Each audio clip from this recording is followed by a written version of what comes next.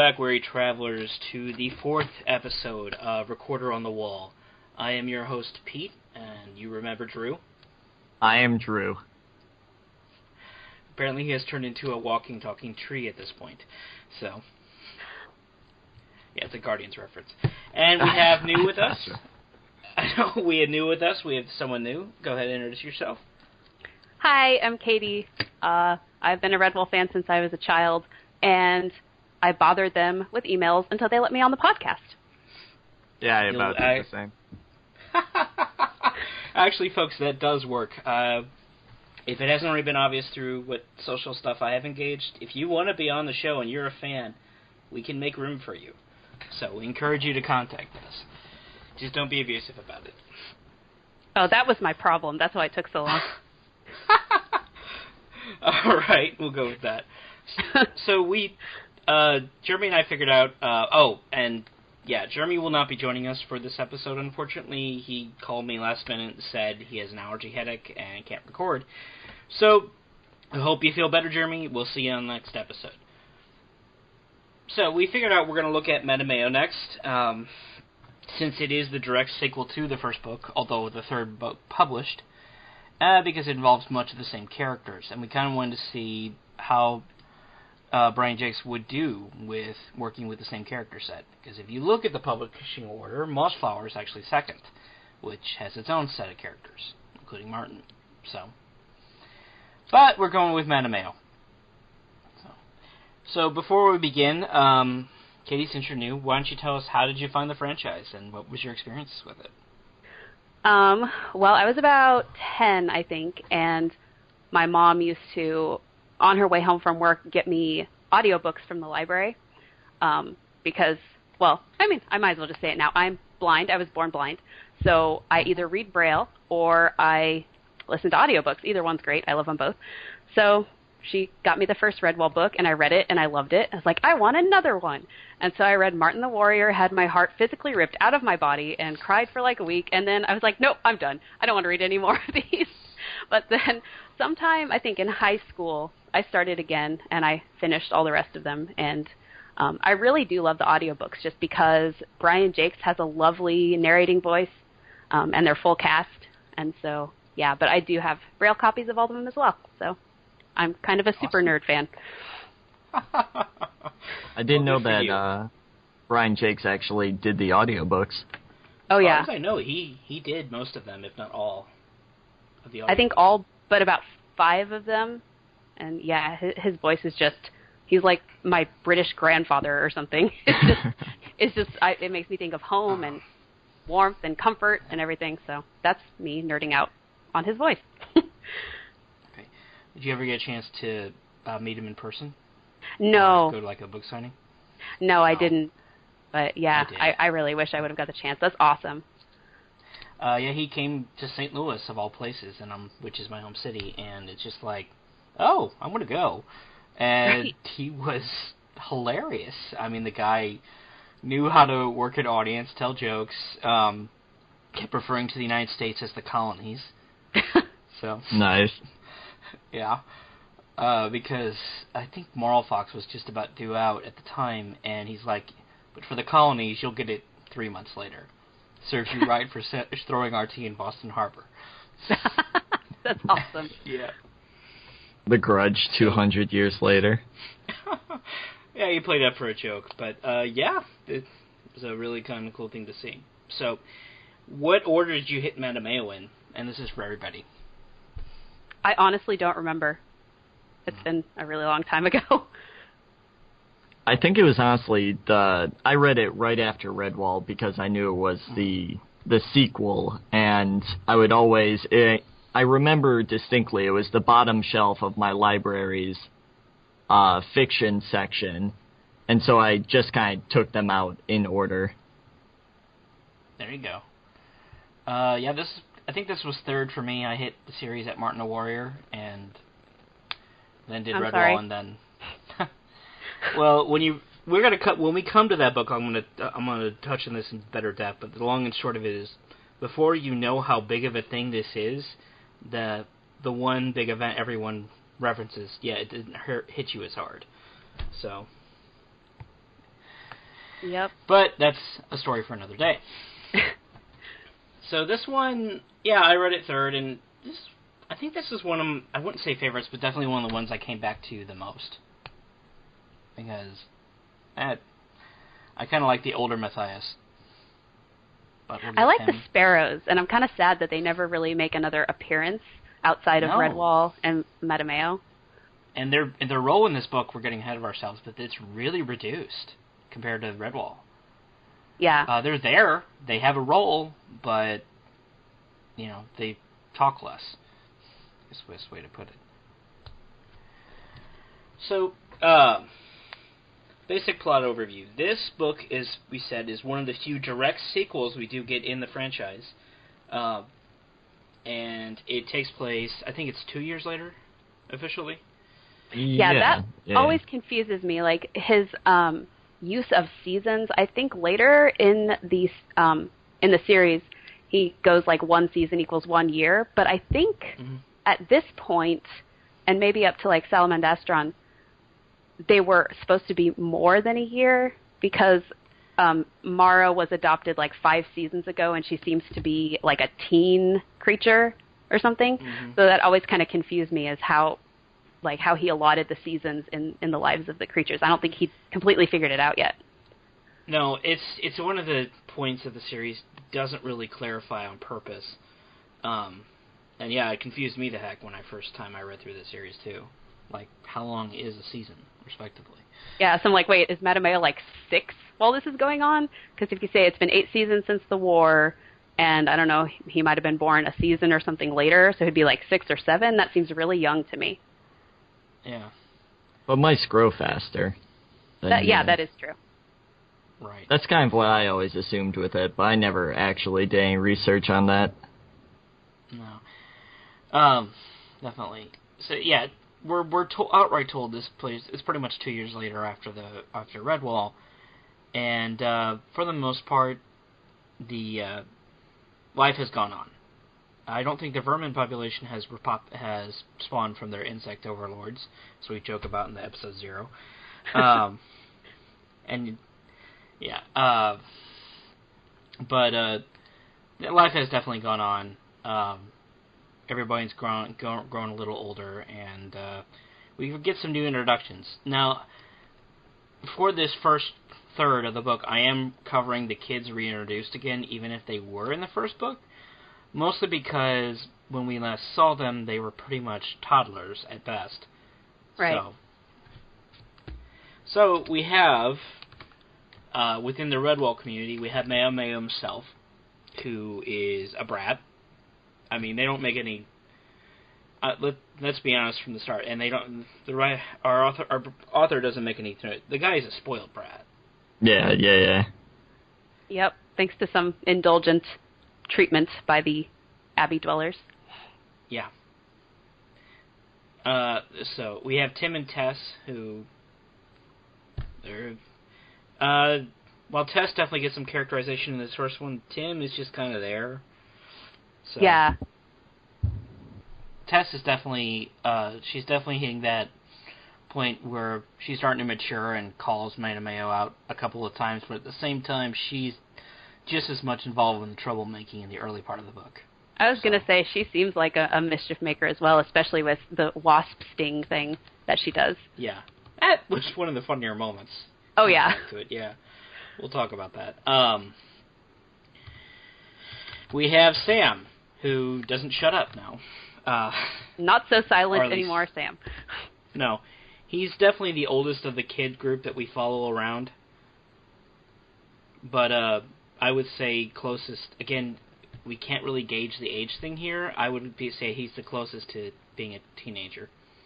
So. Right. We have Cynthia Bankful, and... yeah, Volt! Yes, I know. I know she's supposed to be purposely annoying because she doesn't realize what's going on, but she's still annoying. Yeah. We love Volt. What was the Colin from the Redwall book was the same, like just kind of whiny and annoying. Yeah, he was. We have outside the Redwall crowd, we have Jubilation, a.k.a. Jube. It's a male hedgehog who's just kidnapped from his family as the slavers go by. So, I don't have a lot to say about him, really. I like Jube. Yeah, he seems to be cheerful, you know. We are told that he's the only boy among 10 sisters. So. The I like youngest how that was out of 10 relevant to sisters. his piece. Yes. No, but he seems to harp on it, so it bears mentioning. So, and then lastly, I have no idea if this is the right pronunciation, so bear with me. Alma. That's how the audiobook says it. Yeah. Okay, Alma. Our first juvenile badger we've ever seen, if we're following publishing order. So yeah. We've seen Constance, Drew's favorite for this book. Yeah. This book. She's awesome. I love her. We saw. We haven't touched Mossflower in the show, but there was 2 badgers in that one. I can't remember their names because it's been forever and a day since I watched that. It'd be Bella of Brockhall, and her father, Boar the Fighter. Thank you. So yeah, Alma's the first juvenile badger we've seen, and she's got a bit of her father in her at some points, certainly. Very fierce at times. Yeah, especially when we cover the newt. So. Yes. I forgot to write it down. I'm gonna write it down real quick. So yeah, that's under the kids. Did I miss anybody? I don't think so. Nope, I don't think so. Well, are we? Well, I guess Vitch would be one of the villains, but I think he's also relatively young. We'll catch him in a bit. We're still on the hero side for the moment. Uh-huh. Then also on the hero side among adults, we have Orlando the Axe, who, yeah. Our very first introduction is that he's already on his rampage of revenge, and he's tracking the villain down to make him into a rug. Yeah, I think there's some blood wrath going on there, definitely. Yeah. And we're told he's even for badgers, he's pretty darn big, and he's carrying a massive double-sided battle axe. So, not one to mess with.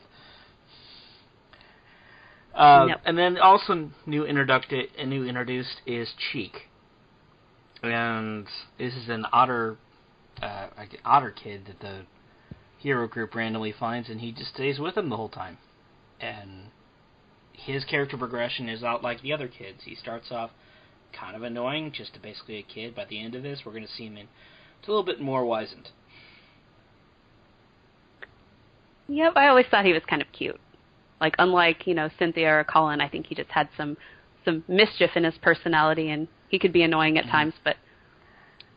And like every other, a lot of the other child characters we will come into this series, he is naturally an orphan. And he doesn't have a sister to get him to the Abbey. Yeah. I'm not good at it, Jeremy is. So, on the villain side, we have a couple of new faces. Because as we all learned in the Great War 8 seasons ago, mostly, the villain side, we have, and this is just book 1 here. We're not covering books 2 and 3 villains here. But first of all, we have Vitch, who you mentioned earlier. And he's kind of a undersized rat, we're basically told. Yes, he could pass as a mouse, and I just want to say the guy who voices him in the audiobook is fantastic, because he just sounds like a little whiny, you kind of want to smack him every time he speaks. So well done there, voice actor guy. So kind of the Starscream of the bunch, except he's not trying to take over. So any of you who are out there who are a Transformers fan, you probably got a chuckle at that. So. I just laugh like I get it. Oh, okay. We have I'm not going to go individually into every Horde member that Slagar has, because he doesn't have a Horde. He has maybe a team of about a dozen. I ballparked it. But early on, one of them has the misfortune to complain bitterly about the job he's been hired to do, and Slagar outright murders him. Yeah, that turned out not to be such a great plan, to complain. Yeah. Vermin HR is not exactly the highest paid department. No. So. No. I mean, don't get me wrong. Clooney was not above killing subordinates if it served a greater purpose. But Slagar's more. I think there's definite. He likes to be a little bit more cruel since it's in his name. Yes. And yes, Slagar the Cruel is the villain for the book. Who we have definitely never seen before, ever. No. No. Completely new. I don't know what you're talking about. Weird looking fox. Yeah. He's in a mask.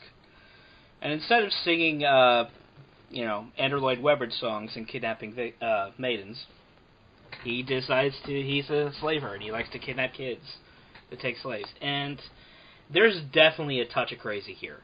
I mean, Clooney sure was a villain, and he definitely started to lose it towards the end of the book of Redwall. But he was more of anything, he was just a conqueror. Slagar's nuts. I mean, and we can see it from the start. Yeah, there's not really a higher purpose there. Even, no spoilers, but even towards the end, his end game, I don't understand what he's really getting out of this.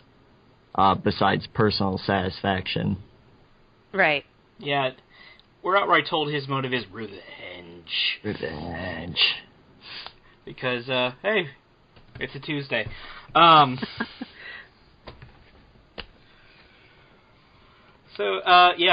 that's kind of our... And like I said, I'm not going to go into his gang because I don't want to say that they're not memorable, but they're not. They're not. They're kind of recycled from Clooney's horde with different names, it seems like. Entirely possible, yeah. We are told that at least one of them was actually part of a traveling theater troupe before, and I can't remember who, but it's part of the plot. Oh, I can't either. Skin Paw. No, right. I don't know. Anyway. This is why it's not memorable, unfortunately. And that leads into the next segment, which we'll call up again.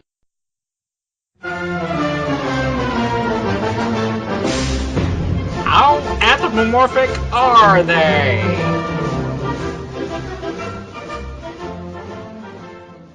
Yeah, there's definitely disagreements between both the book and its art here. Yeah. Which, is there? Which book? So I've never seen the art. So you guys are going to have to describe it. Yeah, of course. I'm sorry. I didn't realize that. No, it's okay. I'm curious. Yeah, if you look into the original U.S. cover, they're straight up feral looking. Yeah, they got some scraps of cloth on, but Slagar's walking around on all four paws. Ah, okay. Really? So... look up the version. Here, let me send it to Skype imaging system. Hello. Ooh. Yeah, and the UK cover is a little bit more ambiguous. But in story, yeah, they're definitely anthropomorphic. I mean, our first introduction to Orlando is he's walking through the forest with an axe slung across his back. You could make an argument that, yeah, okay, he's walking on four paws and the axe is still on his back, but no, I read it as anthropomorphic. So... Yeah, definitely in my book version, it has all of the mice chained up on a bridge, but it's just their front paws that are chained, and they're on their back paws. And there's, who I assume's Matthias, holding a sword. So, half and half? It's always the question, every single book. And even the franchise in general likes to tease fans with it. About this. If you go on the Redwall's official page, and I think it's one of the frequently asked questions, and they're just like, I think their answer is, it's reader's interpretation. So. Lame. Cop out. Ooh. Ooh, this man. So, yeah. The story begins, and we're pretty much straight up with Orlando the Axe on his, already walking along, on tracking the fox. And then we alternate between the villains and the good heroes for a bit, until the main midsummer feast. we're introduced to Mattimeo, who, as aforementioned, is an absolute brat. Yeah. Indeed. Because he believes himself above doing menial house chores. What was his voice actor like, Kayde? He sounded kind of whiny towards the beginning, and then, as the book progressed and he matured, his voice got a little bit deeper. But I do enjoy the guy who plays Matthias. I think he's actually Brian Jake's son, but his voice is lovely as well. Yeah, he's great. Cool. And yeah, and we see Matthias has definitely matured a bit. Right. There's a point he's out. So sorry, Matthias. I was just wondering with Mattimeo, why didn't Matthias and/or Cornflower make him do chores and stuff? Like, why did they let him grow up this way? Right. Presumably he's got a room that has to be cleaned at one point or another. Right. I'm not cleaning my kid's room. Come on, they can do that themselves. I think it's more of a situation of communal parenting for all the Dibbins. And so I've never seen, parents really go off on their kid. It's kind of just an all-for-one. And so if everybody else was spoiling him, then, maybe, 1 out of 20 times you would have to do something for Matthias and Cornflower, but that's about it. That's true. So, you can definitely tell Matthias is definitely restraining himself from laying a hand on his son when he dresses him down, but he figures some manual labor will set him straight. So, but we're showing that Mattimeo is not above some mischievous point and can be easily tempted by the other kids we earlier mentioned. Right.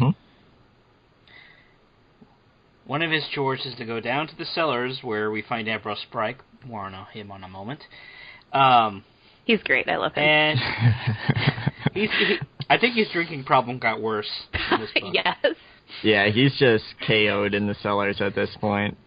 Like Hagrid from the Harry Potter series. So he's kind of drinking. Yeah. So, Ambrose is... I don't think he's never not drunk. But at one point Mattimeo was sent down to the cellars to get more drinks, and the other kids are down there, and they pretty much halfway kidnap him into not doing that and drink the strawberry cordial down there themselves. Oh, twist his arm, man. Twist his arm. They don't have to do it that hard.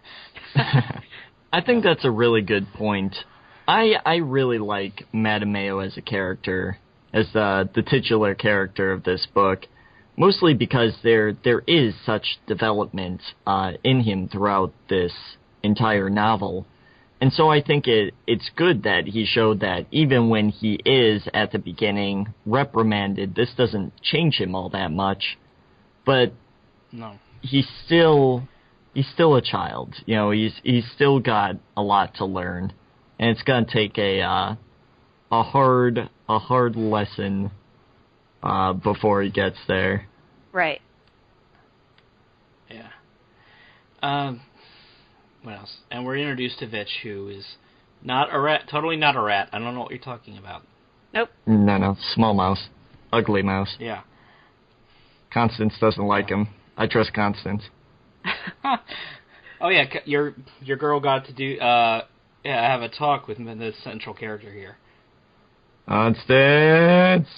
Yes. Yep. One of my favorite characters in this entire series, Mother of all of Redwall. Very love her fun. So much.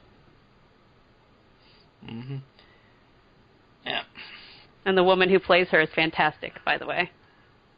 I really have to check out this audiobook version.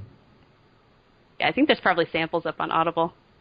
I'm actually, if I can go off on just a small tangent here, I'm actually really glad that they put so much effort into the audiobooks, since Brian Jakes originally wrote the Redwall book for a school for blind children.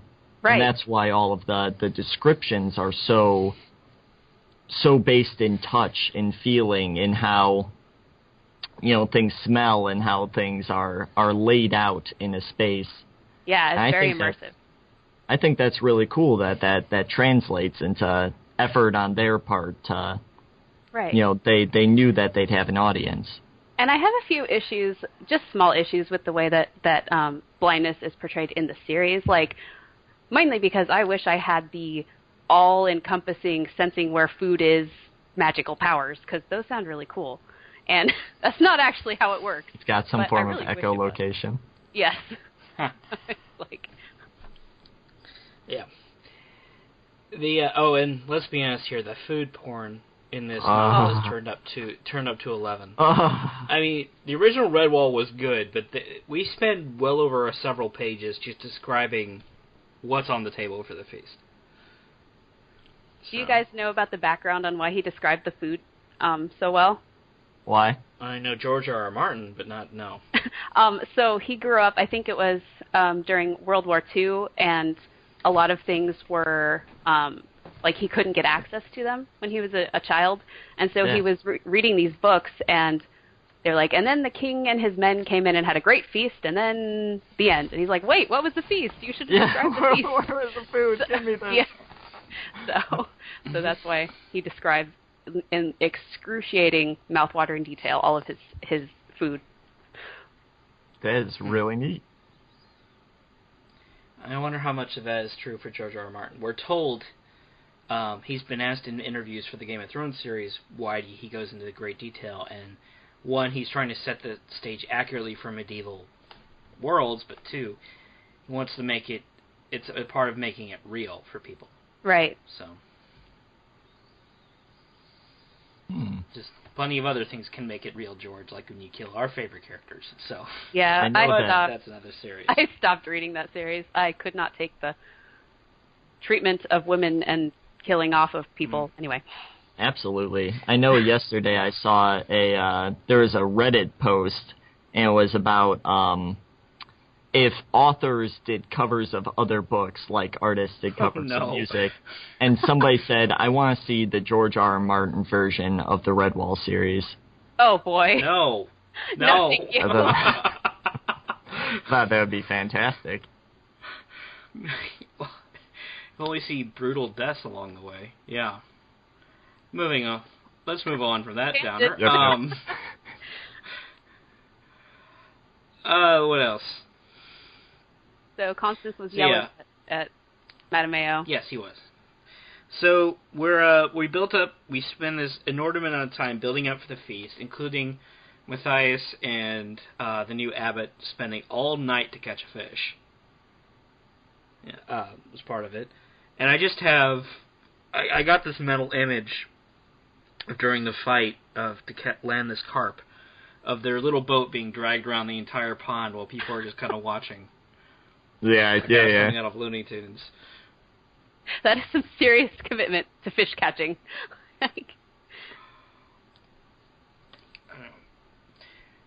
But in the middle of while we're building up to the feast, we keep flashing back to Slagar, who is describing his master plan of evil. Yes, Slagar. Very evil. So the whole plan is to get inside the abbey as a wandering troop of players and drug them all and take their kids. Even to the point that they would deliberately leave weapons behind. Because they know if they find anything, Matthias is going to chop them to itty-bitty chunks. And Constance.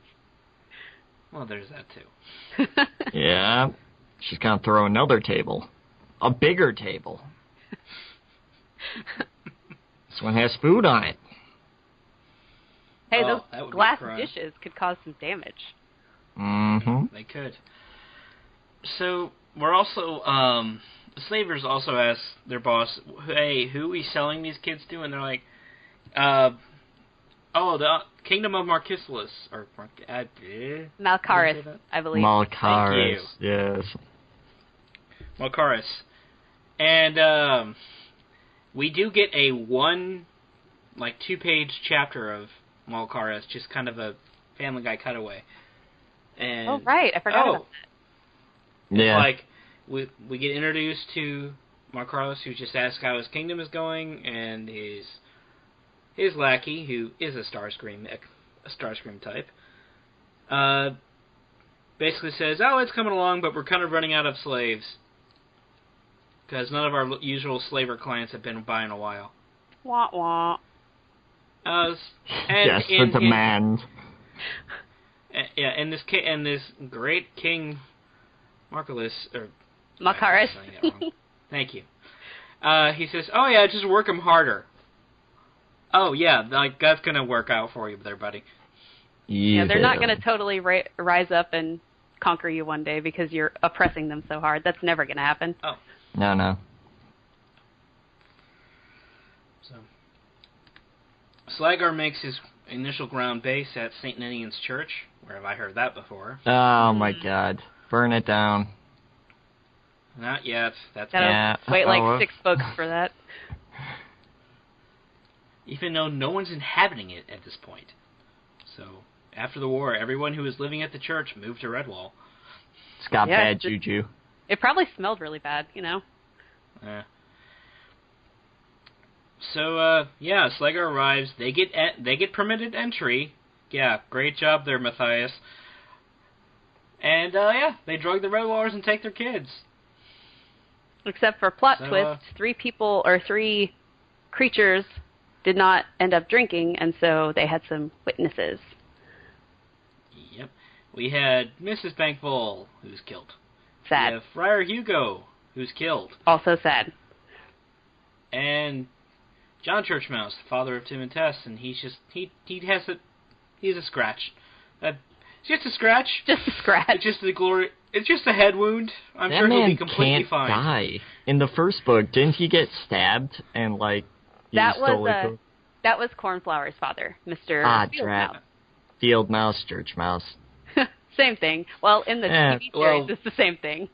Yeah, the TV series does combine the characters, but yeah. It's kind of incestuous if you think about it, because...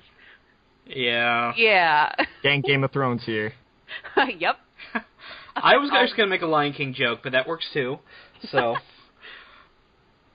yeah, the more you think about Lion King, the more gross it gets. Yeah. Simba.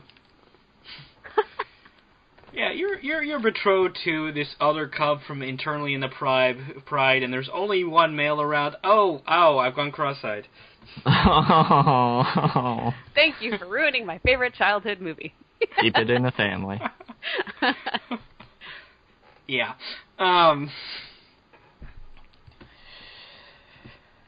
So, yeah, kids are kidnapped. The Redwallers wake up, and it takes them a long time to realize the kids are missing. Yeah, I would think. Anyone else knows this? Yeah, I would think the first thing they would do would be like, where are our children? Like, there's no sound. Children, yeah. So worst parents ever. It takes them at least, I would ballpark, an hour. Like, they're just kind of taking stock of what's going wrong. Right. And admittedly, they are distracted by 2 deaths and 1 grievous wounding. Sure, I'll grant them that. I guess we don't really know what the after effects of the drugs were. Maybe the drugs kind of made them feel a little hazy or something. I don't know. Yeah. But, they realize, where are our kids? So, and no, we don't have a chance for a Taken speech, because that would be awesome. So... I will find you. Yeah. Let's see. So, yeah, they're like, we should probably search for them. Oh, it's pouring down rain. Crap. Like, it's just one of those torrential monsoons that Britain gets. Yep. Mm-hmm. Wait a minute. It doesn't get monsoons. So, yeah, the Redwallers are delayed from catching up. And, meanwhile, the kids wake up in the Fox's custody. He's like, yeah, slaves now. This is going to be fun. And hooray! They show that Slagar is pretty talented with a series of bolas. So, yep. If anyone tries to run away, he's going to break their legs. And then he'll have to dump you in the ditch because a crippled slave is no... What did he say? Like, no... You can't have a crippled slave. Yeah, or something like that. So, yeah. The kids take it well. Yes. And by Cynthia Bankful. Totally unfazed by everything. Totally fine. Cool and collect. collect. They get a day's journey in, and Slagar's like, "Hey, Mattimeo, I want to talk to you alone for a second." Pulls him aside, and he tells him his backstory. But before he does that, he takes off his hood. And I made a Phantom of the Opera joke earlier, but it's pretty apropos. Mm-hmm. Because we find out Slagar has one side of his face looks like it's been through a meat grinder. Yeah, he kind of has a zombie face. Yeah, or Two-Face from Batman, if you will. That's another popular reference, probably easy to make. He's like, but your father's responsible for this. It's like, my dad bit you? I was just right. No, that snake did that, but your father's totally responsible for chasing me out into the wilds. Even though he wasn't even there. Yeah, wasn't my dad with the sparrows at that time? Shut up, you! Don't poke holes in my villain speech. You even know his dad.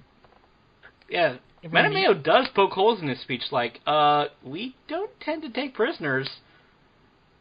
At Redwall, we kind of heal people. It's like, shut up, I know I'm right. Yep. Like, arguing with the wall. And then we find out, oh, by the way, tell your friend the squirrel that the son of Selah is the one who took you.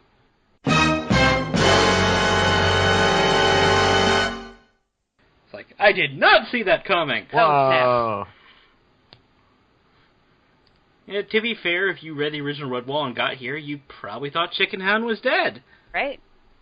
But, no. He managed to survive a snake bite. And I'm sure the toxins did nothing to his head. Nope. He's all better now, right? He seems like a reasonable fellow. Not hearing voices or seeing visions, I'm certain. Nope. And he outright said, Slagar's like, this is all about revenge. And Sam's like, oh, he's Chicken Hound. Man, that guy was a jerk. Yeah. And he kind of killed Methuselah, so... Yep. So yeah, we have a returning villain for once. I don't think there's any... Is there any of those in the series at all? No, they all either perish or exile. Right. Or I think maybe one or two turn to the side of good. So... Yeah, and he was a secondary villain of the first Redwall book, and now he's like the main villain. He got promoted at Vermin HR. Mm-hmm. Mm-hmm. Yeah. Vermin HR coming in clutch. Yep. There you go. So, Matthias and the other group finally set out from the Abbey, and he leaves his armor and shield behind because they would slow him down too much. I mean, that's fair. Yeah, I mean, I get that. I mean, I buy the armor that we never saw in the Redwall book. But the shield? That's suddenly... The shield... okay, fine. I'll buy it, but... That shield only got one book. Yeah, but Orlando's carrying a big axe. Well, he is bigger than Matthias, though, to be fair. He's a giant badger. He's a giant... Suck it up, Matthias. Constance wouldn't have this problem. Nope. To be fair, if he was walking through the forest in giant armor, it'd sound like clang, clang, clang, clang. Yep. And they'd hear him coming. Yeah, because Orlando's a sneaky fellow. So, yeah, they managed to catch up. They find Sheik, who says, oh, no, you've went in the total wrong direction. They actually went south, and you've been going north. Have fun. Oh, dear. So, yeah, Slagar deliberately laid a false trail. Yeah. Buy himself more time. Which is pretty smart. I mean, gotta give it to him. He may be crazy, but he's not, an idiot. Well, compared to most of the other villains, he's not out to have, a giant castle or rule or anything. He's a slaver. He wants money. And he's not gonna stay around and fight a war he can't win. Yep. So. What do animals even do with money? Is there commerce in this universe? I Well, don't know. we're getting ahead of ourselves, but in book 3, I don't think he's even paid in anything. No, and they're other just than like, good favors job. to be owed. Yeah. I It's think like, they make him ruler of the land above ground or something, and so I guess Right. he wants We'll land. get to that in time. Power. in the TV show for Redwall, I think the only time money was ever even mentioned was when there's a spice trader that comes in, which I think was just a TV show original. Yeah, that was weird. Yeah. It was very Yeah, it weird, was. and they're like, how do we pay you for this? And he's like, oh, it's a few copper pieces or something. Slagar was voiced by Tim Curry, which is awesome. Like, he was really good. I enjoyed him a lot. Oh, Matthias, you all float down here. They all float down here. I watched it again recently. I want to see it. Oh, they're so incredibly cheesy. I love them so much. Mm-hmm. So, yeah, so the chase is on. That's going to cover pretty much most of this book. Right. And the kids get a couple of chances to escape. Their first one is with a neutral character, Skrull, I think his name is. Yeah, the little newt guy. Mm. He's like, yeah, I totally have keys that can totally get you out of these chains if you pay me. They're like, what do we even have? We're children. Yeah, dumb children. I'm sorry, but how would this? Yeah. How would this work, children? Like, think things through. So they give him some doodads that they've been holding around. Skrull's like, ha! Totally fooled you. And he runs off. And even then after taking a rock to the head. Yeah, I was gonna say, and then Alma throws like a big clod of dirt at him and maybe cuts part of his face off or something. No. I don't remember. No, it's just a clod of dirt. It's not going to do any lasting damage, but he's just like, screw you guys, I'm out. And that only for Skrull to run right into the angry party of parents. Yeah. Whoops. Parent party. Do we, They're like... Go on, sorry. No, go ahead. So yeah, Skrull runs right into the parents, and they're like, hey, that's our kid's stuff. Please tell me where they are. At sword point. Exactly, in those polite tones. Where presumed death will follow if he doesn't. Yeah. Mm-hmm. Yeah. So, Skrull gives the stuff back and says, you went ahead that way. And the chase is still on. And the kids, meanwhile, back in Slagar's group, they managed to use a knife that they recovered to break the lock on their chains and get the heck out of Dodge. I want to point out that it was Tess that found the dagger because, female characters doing stuff. Strong female characters, Brian Jakes. I mean, even Cornflower, she finds out her son is gone, and she doesn't lose her mind. She doesn't break down in tears. She stands up and right next to her husband, and it's like, okay, how do we get him back?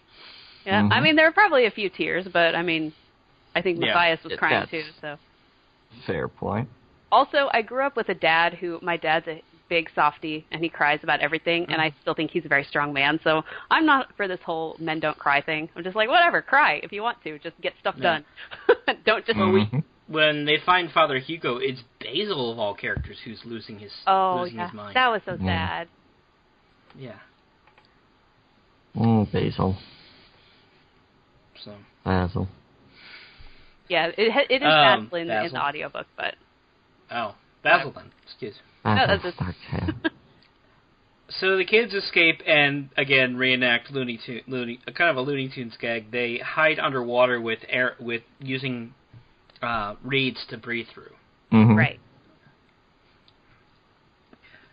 So the vermin don't find them and they move on. They're like, oh, man, Slagar's going to kill us. Yeah, probably. Yeah. I wanna point out that with the reed thing, I totally thought that was a legitimate thing. So as a kid, I can't tell you how many times we would go stay by a lake at my grandparents', and there were lots of reeds there. I was like, somehow this has to work. Like, I just have not found the right reed for this. And so I'm sure my parents found their, like, nearly drowning child a few times. I'm just like, it said it, you could do that. Well, you gotta have the right read. Yeah, or you could have blamed cartoons, because, again, it's kind of out of a Looney Tunes gag. So yeah, they escaped the vermin that way. So the kids are loose. Slagar doesn't know about it yet. And the parents find what they think is the vermin hidey hole, and they run into this cave. Bad idea. Mm-hmm. Oh, I totally forgot when they met up. But before we get to that, we do get Orlando and introduction to the group when he's trying very hard not to lose his temper at these hedgehogs who keep attacking him. Right. Because Jube's father's like, yeah, you totally stole our son. And Badger's like, what? Like, how do you leap to that logic? Is it just because he's the only creature you've seen? So you're like, obviously he clearly did it. Yeah, he's new. He's got an axe. Right. Big dude. Well, and I mean, later when they mention Slagar, they're just like, oh yeah, him. So they had evidently heard of Slagar. So why wouldn't you just jump to the conclusion Assume that the noted slaver in Mouseflower Wood is probably taking your kid? Yeah. Yeah. I mean, I get it, drama. You know, you got to have some drama, but right. And there's a bit of humor at Orlando. You can just feel Orlando like, oh my god. And he could probably kill all of them, but he's deliberately holding back, which right. for a badger is kind of a thing. So. Yep. So yeah, they meet up, and then fast forward, they run into the cave, and no vermin. Whoops. Mm-mm. What's that rumbling noise? Oh dear. And above their heads, Slagar and his crew basically bury them in the cave with a bunch of loose rock. Yeah. Oh, that might be a problem. Yeah. What amuses me is, I don't know why this amuses me, but afterwards, Matthias is like, now what we did seemed like a good idea at the time. Let's just not start blaming. It's like he's justifying it while they're buried alive. He's like, oh, we're all gonna die. Well, guys, let's just think about this for a second. It's like the person who messes up the group project, and then they're like, well, this was a team effort, and, it went wrong, but we learned from that, and everybody's like, man. We're all gonna die, you jerk. And, the kids, unfortunately, hear their parents running into the cave with angry battle cries, and they're like, oh, it's our parents. Why are they buried in the cave? That was tragic. Honestly, that was probably one of the most tragic moments in, like, a novel in my childhood, where they were so close. They were so close, and Brian Jakes had the kids rushed to unbury them, while Slagar's just like, okay, anybody got a cigarette or a cold one? You may just want to pull up a chair and watch. Yeah, they're just digging, and you know that it's useless, and they probably know somewhere deep down that it's useless, but they just keep digging, even though they're not going to get anywhere. Yeah, it's sad. And Slagar lets them do it, because he's like, they'll tire themselves out. Yeah. Oh. Brian Jakes. Yeah. Dude. Yeah, there is a little bit of George R. R. Martin in this series, isn't there? Yeah, I would have, he has another series, the Castaway of the Flying Dutchman series, and he does not pull his punches in that series. There's a lot that goes wrong, and a lot of, it's not even horrible implications, it's just horrible things that happen to people. Yeah. And, he's entirely optimistic about it. I could see that, in these books, I have a feeling that his editors had a little bit to do with toning it down. They're like, right. what's the age range on this book again? I do enjoy that he doesn't patronize children, though. Like, he lets them face death and darkness and everything like that. Mm-hmm. It's like, what was I said this about another book during the first episode. I said this about the last book, but I think that the biggest thing about Brian Jakes' Redwall series is that it is meant to be, it can be read to children, And in fact, it is a little bit upper difficulty. The words they use aren't like hyper complex, but not too many like 6-year-old kids would read a 300-page novel. Mm-hmm. However, he weaves this complete story. He weaves a story that's easy to understand, but the themes are themes that would come across in life, I'll say. Right. It's a fantasy book, but the themes are very realistic. Now, I'm not sure anybody's going around taking slaves Hopefully nowadays. not. We sure hope not. Although I think it may be naive to say so. But, he's just, like, every single book, every single theme, every single character that he chooses to elaborate on, it's a coming-of-age tale, and most of them are, and I think that's fantastic. Mm-hmm. Oh, yeah. Slagar recaptures the kids who you can just, worst part of it is Mattimeo is just crushed. Right. He even says outright on his face that he was so close to getting back to his dad and whatnot, and then at that point, you get this kind of this adult moment that even Tess acknowledges privately to herself that Mattimeo outright says, you should have killed me, Slagar, because now I'm going to kill you. Right. And at that point on, Tess is like, he's kind of a little bit more adult now. Mm-hmm. So, just took watching his father probably be buried alive to do it. Yeah, oh man, I just can't not even imagine. Yeah. Fortunately, Matthias and crew aren't dead. As we mentioned, they do manage to get out, but it takes Martin kicking Matthias in the butt in the dream world to make it happen.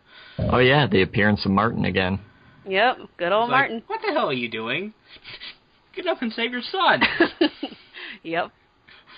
Boy. And, they get up, they get some fresh air, and back in the cave because they have been slowly suffocating. Yeah, that's a good thing to put in a kid's book. This gives me, like, claustrophobia. Yeah. Like, I didn't know I had claustrophobia until I was like, nope. And fortunately, the people to dig the main party out happens to be Logolog and the Gusum Shrews. Hooray! Yay! That's another one that it has always annoyed me because it's spelled Guosim. And in the audiobooks, they pronounce it Gaussum. I'm like, that is not how that series of English sounds should go, Jakes. Come on. Jakes? Yes. But I'm a court reporter, so I'm kind of an English nut, and so I'm just like, no, that's not how English works. But yeah, it's Gaussum in the audiobook, and that will always annoy me forever and always. Gaussum, yep. But, yeah. So, meanwhile, in the B-plot, because there's always a B-plot in these books. Yes. Back at the Abbey, the regular life is going on, and they're just trying to pretend they're not worried a heck about their kids, and the other half of the parents who left to get them back. So, but they... Oh, by the way, what happened to Mr. Squirrel? Did he die? He just disappeared. Oh, Sir not appearing in this franchise anymore. Yes. We joked about him in the Redwall episodes. We called him Sir not appearing in this book. Yes. He went to get cigarettes. Yeah, he's and never came back. Oh, that's dark. Wow. He probably drank some bad ale from Ambrose Spike. Yep. He got poisoned or something. I don't know. Point is, he's not around. That's kind of weird. A little bit. And, yeah. Back in the B-plot, everyone else like, okay, well, we need to figure out something other than regular Abbey life, and the Abbot himself gets a kind of a kick in the pants from Martin saying, hey! And he gives him a riddle to solve. Yep. So. Plot twist, another riddle. Mm-hmm. It's almost like this series loves its riddles. What? So, and to be fair, they actually make Rollo Bankful not completely annoying. Yeah, I think he's cute. Also the woman who plays him in the audiobook has the most adorable baby voice. So I just imagine him through that lens, and it's adorable. Yeah. Since his mother was killed, and we don't know where his father went to.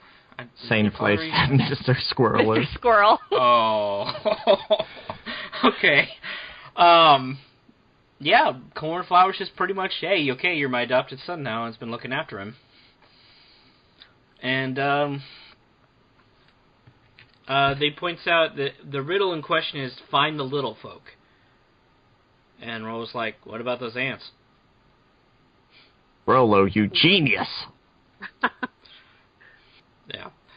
So the ants lead them basically to Abbess Germain's tomb, which, again, we're technically out of publication order since we did Mattimeo instead of Mossflower next, but yes, this was a character from Mossflower, who is pretty much the architect of the Abbey. Well, and I did notice in Redwall, the original Redwall, they called her Sister Germain. Yes. But then maybe I think Jakes thought it would be more interesting if she was an abbess instead. So he took some artistic license and decided that she would be an abbess. Which doesn't really bother me that much. Not as much as Gaussum. Gaussum. Gaussum. I'm bitter, if you couldn't tell. Right. So they find her tomb, and they find another riddle in the statue that was left there. Yes. It's a stone tablet. And the mole, I don't remember his name, but he's like the unsung hero of this whole thing because Rollo, whatever, he's playing with the statue, and all of a sudden the page, like the stone page of the riddle, comes falling down, and if the mole hadn't like dived to catch it, then they wouldn't have a riddle. They just have like a shattered stone page thing. Mm-hmm. So hooray for the mole. Yes. Whose name I can't remember. I mean, we're gonna get. Gaffer. Gonna get mole. Gaffer is his name. We're gonna get mole characters who are a little bit more central to the plot, but yeah, for these first couple of books, they are definitely secondary allies in the background. Mm-hmm. The support. Mm-hmm. So they find it basically her long riddle is, how do you get back to Lomehedge, where they came from? Why would that have to be a riddle? Maybe she was just bored, and she was like, you know, I kind of miss Lomehedge. I'm just gonna write a poem about it for posterity. You know what? That actually, I like the idea that it wasn't really necessarily even supposed to be like instruction manual, but it was just like, here's a poem. It's wonderful. Yeah. I'm getting old, you know. I'm That's gonna write what old stuff. people do. They write poems. So yeah, this poem basically is, here do you go find Lomehenge, and like, okay, so the other Abbey dwellers put it together, and they're like, oh, well, this is probably where the bad guys are going. We should get this information to Matthias. So the sparrows load up and head south to find them. And our very last bit of book 1 is this odd raven guy who was listening at the door. Uh-oh. Flies off. But I'm sure he's not important. No. Yeah, the major B... This part of the B plot is... I mean, it's important for the book, ultimately for the book, but as we're about to see in book 2 and 3, it's kind of secondary to what's about to come and what Cornflower has to... And Constance, excuse me. Constance! Lead everybody else through. Yo, man. Lead everybody else through. Yep. Because it's not like we're about to get another invasion of the Abbey. I mean, come on. No, that doesn't happen. They're just going to have a summer of peace and plenty while they wait for the children to come home. Yeah. Spoilers. Yes, they are about to get invaded again. Oh.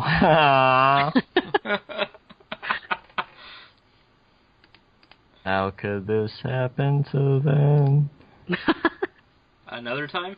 Yeah. The thing is, one thing I miss about Jeremy not being here is I am sure he would have a great quote the Raven. He is certainly Nice. the pun master. I couldn't think of one, which is why I was just like, darn. Oh.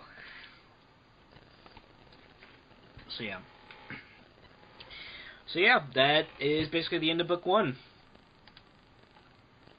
So Cool. other than I already mentioned that A, the sparrows are kind of cut back considerably, and B, as we mentioned, Ambrose Brike's drinking problem has gotten much worse. What else did you guys notice? Any other minor points that stuck in your mind when you were reading this?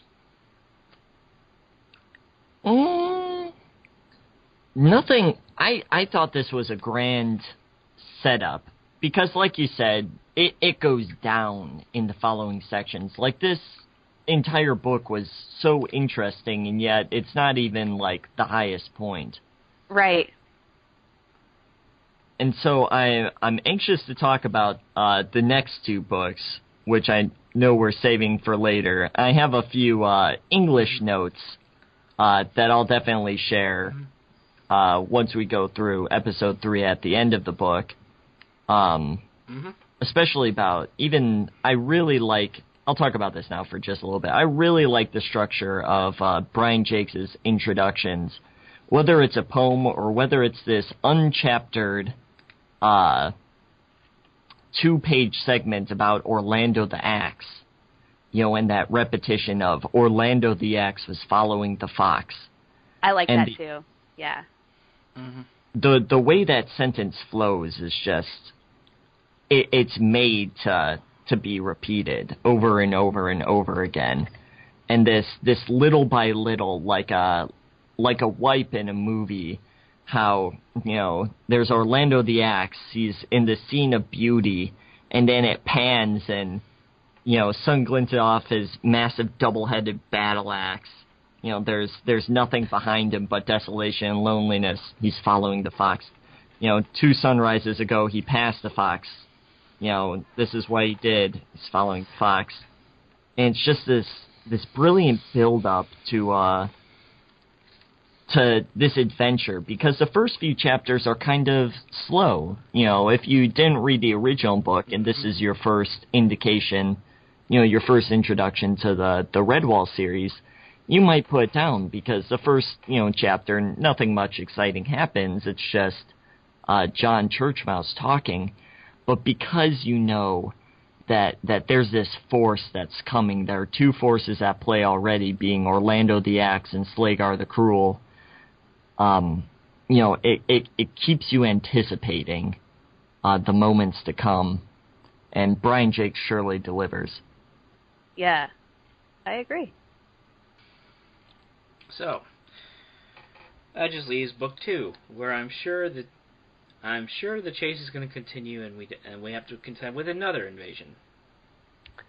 Yay! Oh dear. But like I kind of mentioned earlier, we're going to see Cornflower pretty much coming to her own. Not that she wasn't an important character in Redwall and didn't have her own moments, but yeah, even when her husband's not around, she knows how to take care of business. Yep, I think Mattimeo gets most of his mischief making from her, because Matthias we don't see him doing a lot of these joke things. I think she's the one with the sense of humor. Mm-hmm. Yeah, no, that's actually a really good point, because Matthias, even in the first book, he's very serious. He knows what role he has and what he wants to do in life, where Cornflower is more just like, oh, well, we live in this peaceful place, and I think Cornflower actually has a little bit more personality to her, in a sense. Mm-hmm.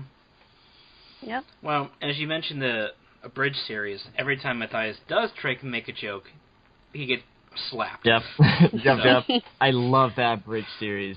I'm not sure if we can advocate for things on this podcast, but the Heather Redwall bridge is fantastic.